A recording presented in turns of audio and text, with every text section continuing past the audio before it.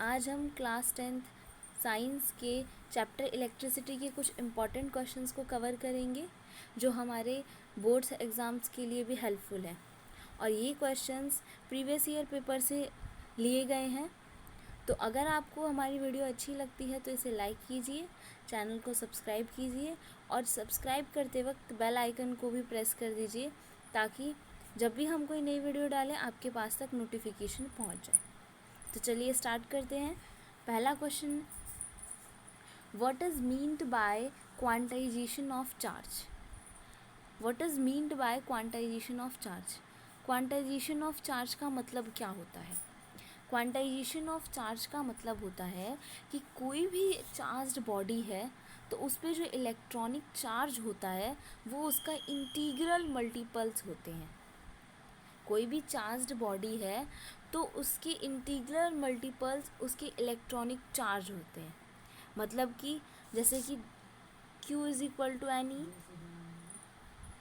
N है हमारा यहाँ पे नंबर ऑफ इलेक्ट्रॉन्स, यहाँ पे हमारा एन है नंबर ऑफ इलेक्ट्रॉन्स,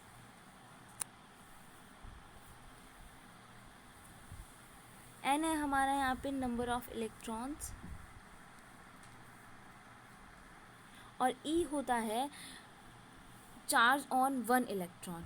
ई होता है हमारा charge on one electron. Okay, तो हम देखते हैं एक बार फिर से। क्वांटाइजेशन ऑफ चार्ज का मतलब है Q is equal to n e. N यहाँ पे होता है नंबर ऑफ इलेक्ट्रॉन्स और ई होता है चार्ज ऑन वन इलेक्ट्रॉन, जिसकी वैल्यू होती है 1.67 इंटू 10⁻⁻19 कूलम, और कुछ बुक्स में 1.6 इंटू 10⁻⁻19 कूलम भी होती है। ओके, अब यहाँ पे n जो होता है वो कोई होल नंबर होता है, कोई नेचुरल नंबर होता है, जैसे कि 1 2 3 आगे और बढ़ते जाएंगे। ओके, नेक्स्ट क्वेश्चन की तरफ मूव करते हैं। What is an electric current. Electric current क्या होता है, या फिर क्वेश्चन ऐसे भी आ सकता है इलेक्ट्रिक करंट से आप क्या समझते हैं। तो इलेक्ट्रिक करंट होता है rate of flow of charges, यानी कि कितने number of charges per unit time में फ्लो करेंगे। इलेक्ट्रिक करंट को हम आई से रिप्रेजेंट करते हैं और इसका फॉर्मूला होता है Q/T। Q होता है चार्ज और T होता है टाइम। इसकी SI यूनिट होती है एम्पियर। इसकी SI यूनिट होती है एम्पियर, जिसको हम A से रिप्रेजेंट करते हैं। नेक्स्ट क्वेश्चन की तरफ मूव करते हैं। What is represented by joule पर कूलम्ब। जूल पर कूलम्ब से क्या रिप्रेजेंट किया जाता है? जूल पर कूलम्ब से क्या रिप्रेजेंट करते हैं? तो जूल पर कूलम्ब से रिप्रेजेंट करते हैं हम पोटेंशियल डिफरेंस की SI यूनिट को। पोटेंशियल डिफरेंस की SI यूनिट क्या होती है? वोल्ट। अब जूल पर कूलम्ब से कैसे इसे रिप्रेजेंट करते हैं, देखिए।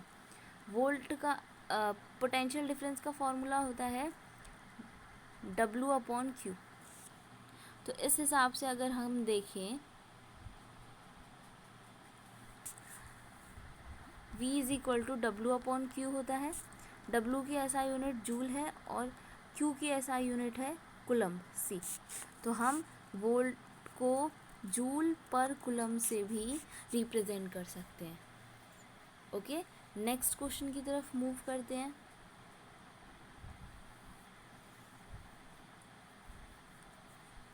नेक्स्ट क्वेश्चन हमारा क्या है? A charge of 2 coulomb moves between two plates maintained at a PD of 1 volt. What is the energy acquired by the charge? Question क्या रहा है? जब भी हम फिज़िक्स के क्वेश्चन सॉल्व करते हैं हमें सबसे पहले गिवन डेटा लिख लेना चाहिए। तो इसमें गिवन क्या है? हमारे पास चार्ज दे रखा है 2 कूलम्ब का। PD का मतलब है पोटेंशियल डिफरेंस, हमारे पास दिया है 1 वोल्ट। पूछ रहा है what is the energy acquired. Energy means ability to do work. It means we have to find work done. अभी हमने पीछे फॉर्मूला पढ़ा है V is equal to W/Q होता है। तो W इज़ इक्वल टू क्या हो जाएगा? V into Q। और V हमारे पास कितना दिया है 1 वोल्ट, और Q हमारे पास कितना दिया है 2 कूलम। तो मल्टीप्लाई करने पे कितना आ जाएगा 2 जूल। पीछे जूल लगाना नहीं भूलना है, क्योंकि जूल इसकी एसआई यूनिट होती है और एसआई यूनिट लगाना बहुत इम्पॉर्टेंट होता है। नेक्स्ट क्वेश्चन की तरफ चलते हैं। नेक्स्ट क्वेश्चन क्या कहता है, why are copper wires used as connecting wires. Copper wires को हम कनेक्टिंग वायर्स की तरह यूज़ क्यों करते हैं? तो इसका आंसर है कि एक तो कॉपर वायर जो होता है वो गुड कंडक्टर ऑफ इलेक्ट्रिसिटी होता है, और दूसरा है कि इलेक्ट्रिकल रेसिस्टिविटी कॉपर की कम होती है, तो इसीलिए वो गुड कंडक्टर होता है इलेक्ट्रिसिटी का। ओके, नेक्स्ट क्वेश्चन की तरफ चलते हैं। नेक्स्ट क्वेश्चन से जाने से पहले मैं आपको फिर से कहती हूँ, अगर आपको हमारी वीडियो अच्छी लगे तो इसे लाइक कीजिए और हमारे चैनल को सब्सक्राइब करना मत भूलिए। नेक्स्ट क्वेश्चन की तरफ मूव करते हैं। एक वायर है जिसकी रेसिस्टिविटी रो है, ठीक है, इसको स्ट्रेच करके इसकी लेंथ को डबल कर दिया जाता है, तो अब नई रेसिस्टिविटी क्या होगी? अच्छा, इसके पहले देखते हैं हम ये रेसिस्टिविटी टर्म कहाँ से आता है, ये हमें रो का सिंबल कहाँ से मिलता है। तो आपने पढ़ा होगा कि रेसिस्टेंस किन किन फैक्टर्स पे डिपेंड करता है। रेसिस्टेंस डिपेंड करता है वायर की लेंथ पे, रेसिस्टेंस इन्वर्सली डिपेंड करता है एरिया ऑफ क्रॉस सेक्शन पे। तो अगर हम इन दोनों इक्वेशंस को कंबाइन करें तो हमारे पास आ जाता है L/A। प्रोपोर्शनल का सिंबल हटाने के लिए हमें एक प्रोपोर्शनैलिटी कांस्टेंट लेना पड़ता है, जो हम लेंगे यहाँ पे रो। इसी रो को हम बोलते हैं रेसिस्टिविटी। इसकी एसआई यूनिट क्या होती है? रो की एसआई यूनिट क्या होती है? ओम मीटर। इसकी एसआई यूनिट होती है ओम मीटर। ओके, तो अब यहाँ पे बोल रहा है कि अगर हम वायर की लेंथ को डबल कर देते हैं तो रेसिस्टिविटी पे क्या असर पड़ेगा। तो देखिए, रेसिस्टिविटी पे कोई फ़र्क नहीं पड़ेगा, क्योंकि रेसिस्टिविटी सिर्फ वायर के या मटेरियल के नेचर पे डिपेंड करती है, उसकी लेंथ इन सब पे बिल्कुल डिपेंड नहीं करती। तो देखिए आंसर देखते हैं इसका क्या है। There is no change in resistivity of the wire because it depends on the material of wire. Okay, next question की तरफ move करते हैं। What is the resistance of a connecting wire? ये बहुत अच्छा क्वेश्चन है कि कनेक्टिंग वायर का रेसिस्टेंस क्या होता है।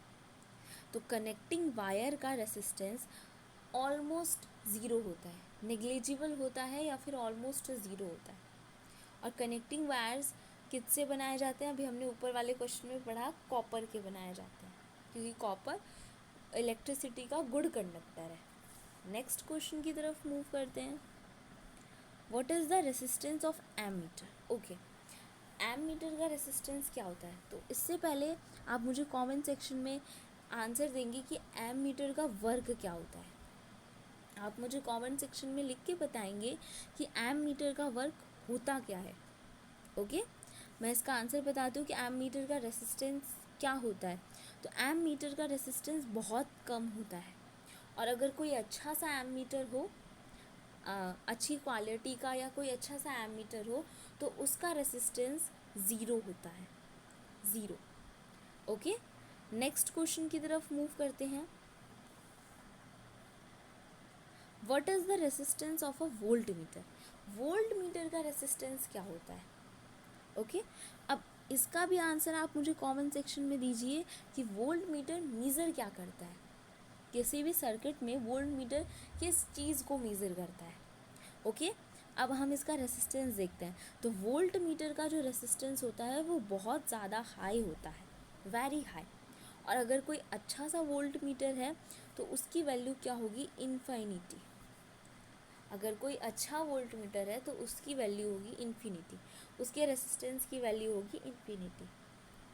ओके, यहाँ तक क्लियर है। नेक्स्ट क्वेश्चन की तरफ मूव करते हैं।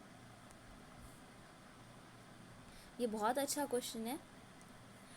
Which has more resistance? किसके पास ज़्यादा रेसिस्टेंस होगा? एक 100 वॉट का बल्ब है और एक 60 वॉट का बल्ब है। अच्छा, ये वॉट क्या है? W मतलब है वॉट, और वॉट क्या होता है? पावर की SI यूनिट। ठीक है, पावर की SI यूनिट होती है वॉट।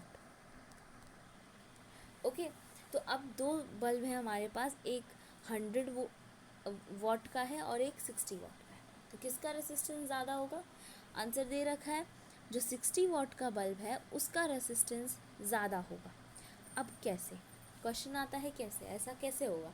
पावर तो 100 वॉट है तो रेसिस्टेंस उसका ज़्यादा होना चाहिए। नहीं, यहाँ पे ऐसा होता है कि आपने एक फॉर्मूला पढ़ा होगा, P=V²/R।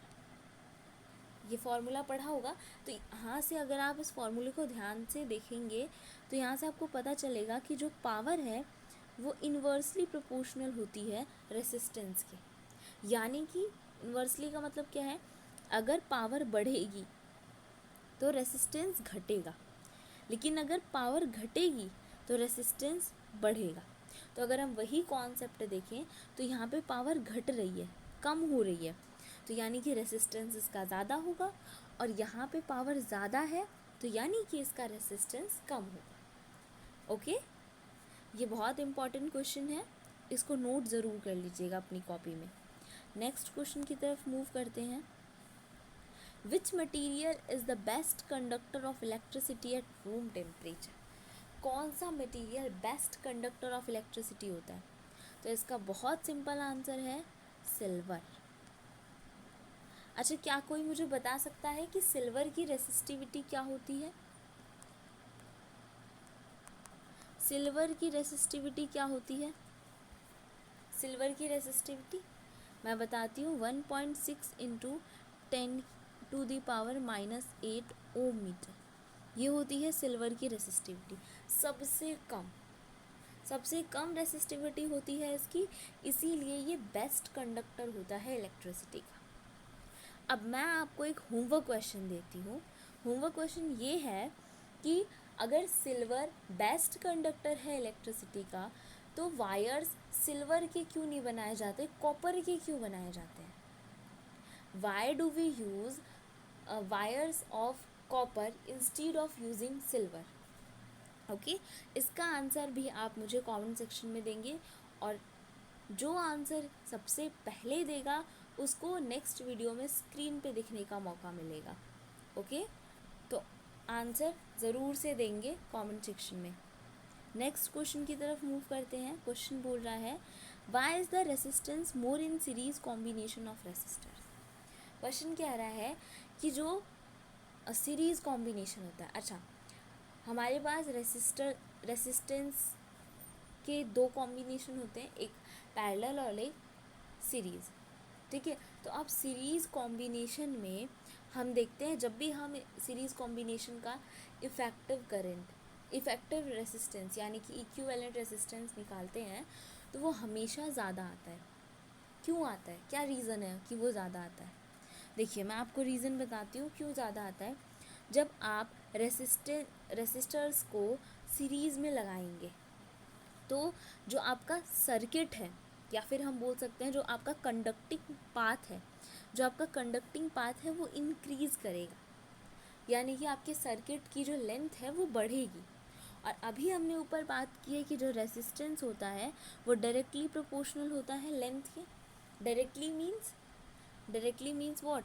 अगर रेसिस्टेंस बढ़ेगा तो लेंथ भी बढ़ेगी, या फिर अगर लेंथ बढ़ेगी तो रेसिस्टेंस भी बढ़ेगा। तो देखो, अब कंडक्टिंग पाथ की लेंथ इंक्रीज़ हो जाती है तो जाहिर सी बात है resistance also increases.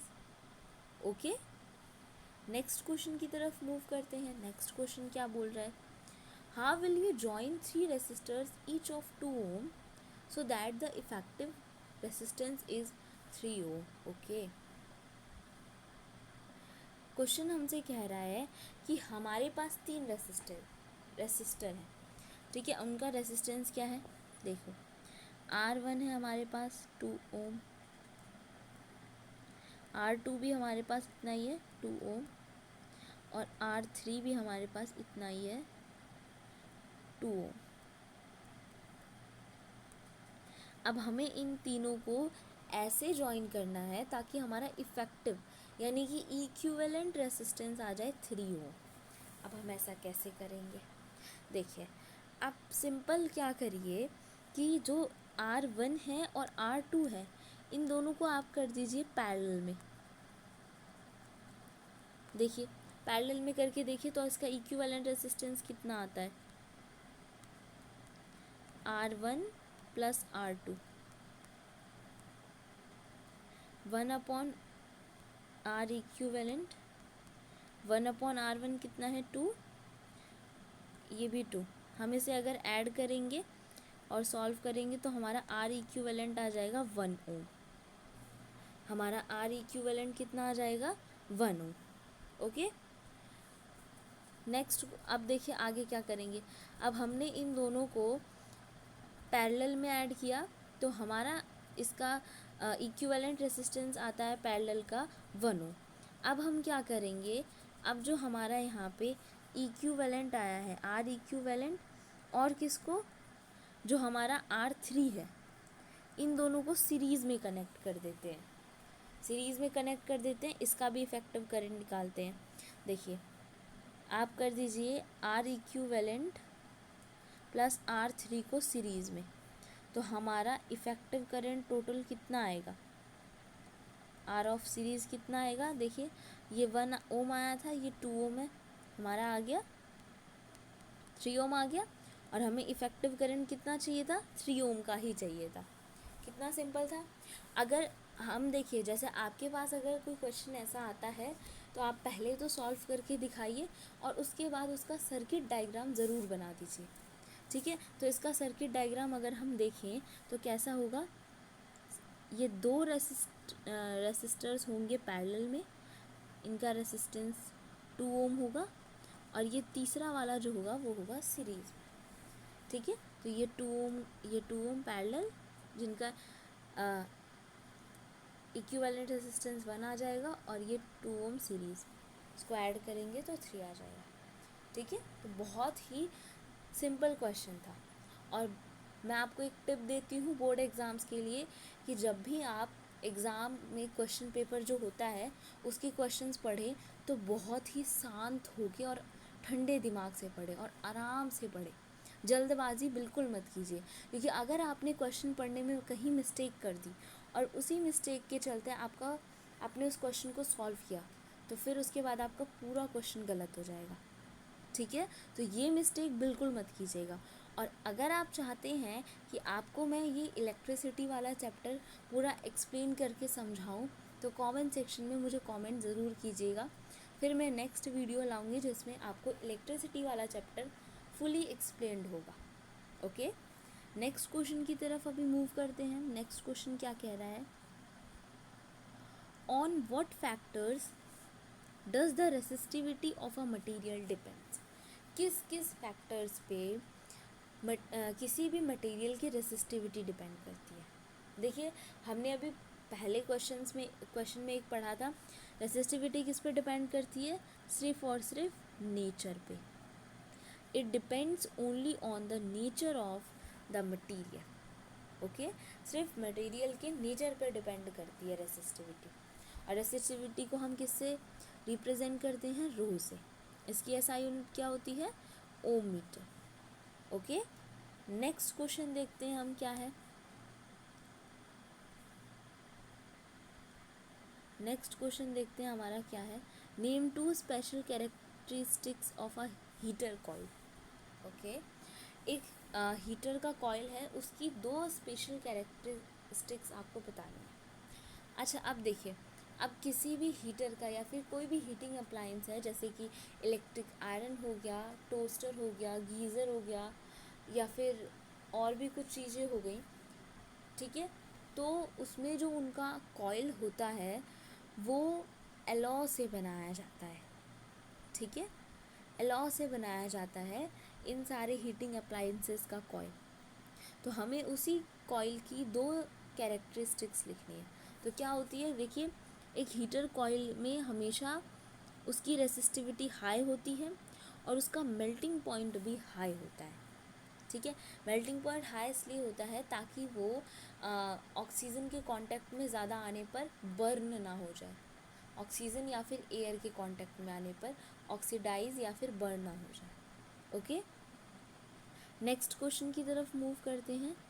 Next question क्या है, ए 60 वॉट बल्ब, एक बल्ब है। सबसे पहले हम गिवन डेटा लिख लेते हैं, क्या है हमारे पास। अब वॉट है यानी कि ये पावर है। देखिए आप एसआई यूनिट से पता लगा सकते हैं कि वो कौन सी क्वांटिटी दी है। अब carries a current of 0.5 ampere, current कितना कैरी करता है, 0.5 एम्पियर। फाइंड द चार्ज, हमें चार्ज फाइंड करना है। We have to find Q that passes through it in 2 hour, जो उसमें से 2 आवर में से पास होता है। ओके, अच्छा, इस क्वेश्चन को सॉल्व करने से पहले हम क्या करेंगे, हमें पता है टाइम हमेशा सेकेंड में होता है, तो हम इस आर को सेकेंड में चेंज कर लेंगे। आर को सेकेंड में चेंज करने के लिए कितने से मल्टीप्लाई करते हैं, 3600 से करेंगे मल्टीप्लाई, इसका 7200 सेकेंड्स आएगा। ओके, 7200 सेकेंड्स आएगा, इतने सेकेंड्स आएंगे।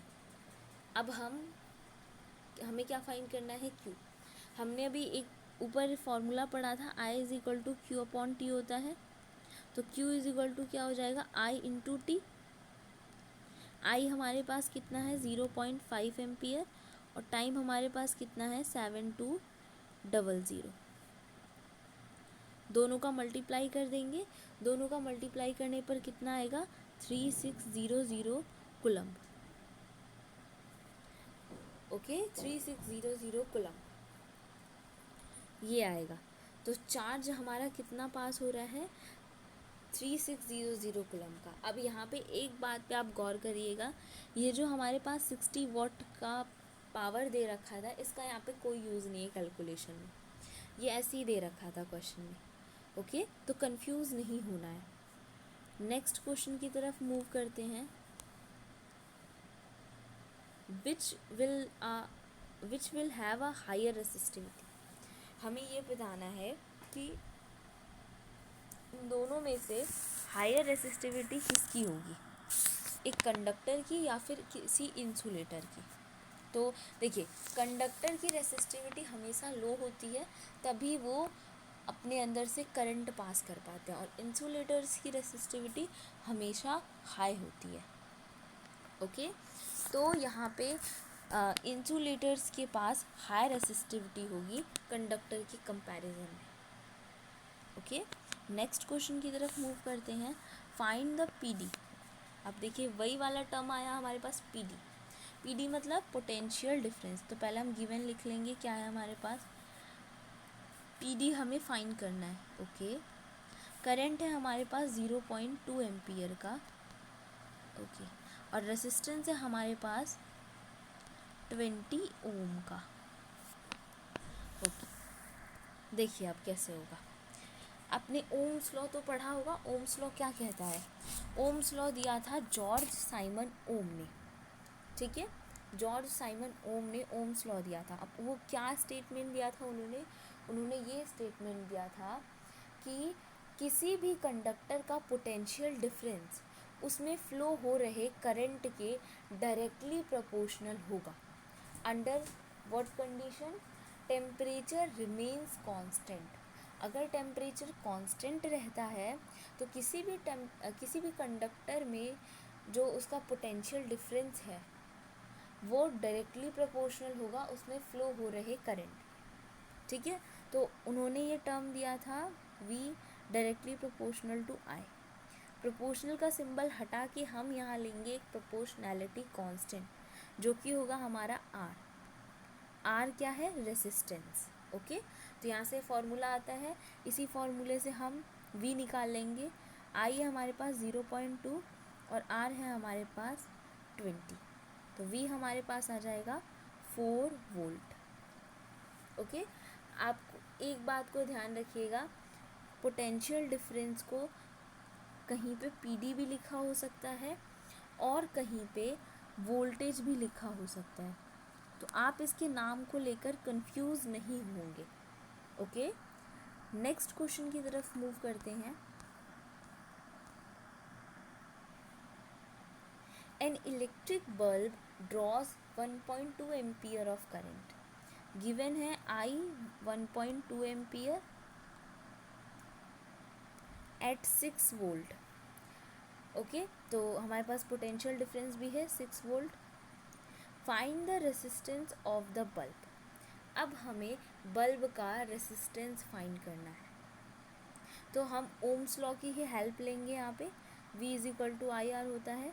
V कितना है हमारे पास 6, I कितना है 1.2 इंटू R, तो R = कितना हो जाएगा 6/1.2, यानी कि R हमारे पास आएगा 5 ओम। तो रेसिस्टेंस हमारा कितना आ गया 5 ओम। ओके, नेक्स्ट क्वेश्चन की तरफ मूव करते हैं। ये ओम होता है, ओम को इस सिंबल से डिनोट करते हैं। ठीक है, ये जॉर्ज साइमन ओम के ऑनर में इसकी एसआई यूनिट ओम रखी गई है। नेक्स्ट क्वेश्चन, नेक्स्ट और आज का हमारा लास्ट क्वेश्चन है, देखते हैं इसे क्या है ये। Why is nichrome used as a heating element. अभी देखिए मैंने आपको बताया था कि जो हीटिंग अप्लाइंसेस होते हैं उसमें कॉइल्स में अलॉज का यूज़ किया जाता है, तो निक्रोम जो है ये भी एक अलॉ है। तो क्यों इसका यूज़ किया जाता है, क्योंकि इसकी हाई रेसिस्टिविटी होती है और हाई मेल्टिंग पॉइंट होता है, और तो और कि ये एयर से रिएक्ट नहीं करता। जब ये बहुत गर्म होता है 800 डिग्री सेल्सियस पे होता है तो भी ये एयर से रिएक्ट नहीं करता, एयर या फिर ऑक्सीजन से, यानी कि बर्न नहीं होता है। ओके, तो ये क्वेश्चन भी बहुत ज़्यादा इम्पॉर्टेंट है। इसकी जगह आपसे ये भी पूछ के आ सकता है कि ये भी क्वेश्चन आ सकता है कि क्यों हीटिंग अप्लाइंसेस जैसे टोस्टर, आयरन हो गया, इनके एलिमेंट या फिर कॉइल अलॉज के बनाए होते हैं, ऐसा क्यों होता है। तो उसमें भी आपको यही रीज़न लिखना है क्यों होता है, क्योंकि अलॉज की हाई रेसिस्टिविटी होती है, हाई मेल्टिंग पॉइंट होता है, और ये एयर के साथ रिएक्ट नहीं करते, ऑक्सीडाइज नहीं होते। ओके, तो ये थे हमारे आज के कुछ इम्पॉर्टेंट क्वेश्चंस जो कि आपके बोर्ड्स में आ सकते हैं, और ये सारे क्वेश्चंस 1 मार्कर थे। ओके, इनमें से कुछ क्वेश्चंस प्रीवियस ईयर के भी थे। अगर आप हमारे साथ यूं ही जुड़े रहना चाहते हैं तो प्लीज़ हमारे चैनल को सब्सक्राइब कर दीजिए, इस वीडियो को लाइक कर दीजिए, और अगर आप इस चैप्टर की एक्सप्लेनेशन चाहते हैं तो मुझे कमेंट सेक्शन में ज़रूर बताइएगा, तो मैं इस चैप्टर को आपको एक्सप्लेन भी करूँगी। और जितने भी मैंने आपसे क्वेश्चंस पूछे हैं और जो भी आपको होमवर्क क्वेश्चन दिया है उसका आंसर कमेंट सेक्शन में ज़रूर दीजिएगा, ताकि आपको स्क्रीन पे आने का एक बार मौका मिले। Thank you, take care, bye bye.